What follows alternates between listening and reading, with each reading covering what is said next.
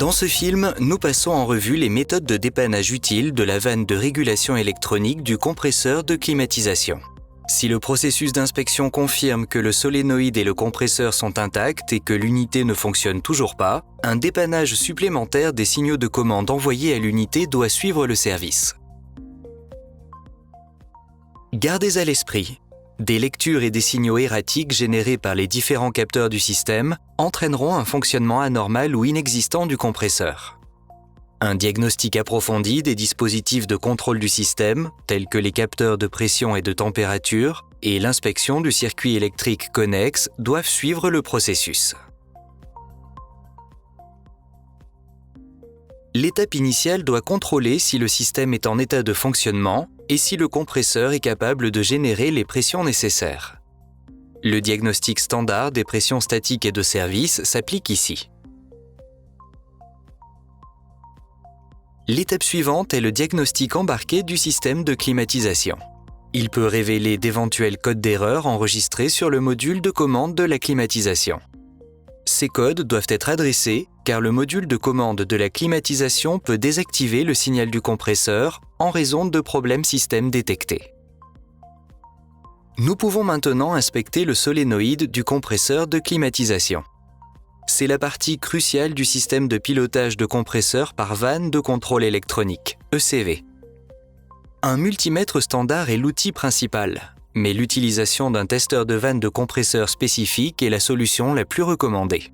Le testeur permet un dépannage approfondi du solénoïde sous divers aspects. Par la mesure de la résistance, il peut confirmer si le solénoïde est en état de fonctionnement. De plus, le testeur permet un contrôle manuel des paramètres de performance du compresseur.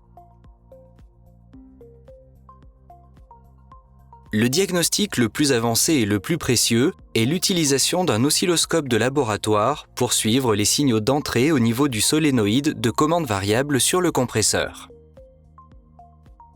Tout d'abord, il est recommandé de vérifier la largeur d'impulsion du signal de tension au niveau du fil de solénoïde du compresseur à cylindrée variable. La partie principale du test consiste à lire la largeur d'impulsion du signal sur l'oscilloscope lorsque le système fonctionne et à provoquer des changements dans les signaux envoyés par le module de commande de climatisation. Par exemple, appuyer instantanément sur la pédale d'accélérateur jusqu'au sol devrait réduire la puissance du compresseur ou l'arrêter complètement.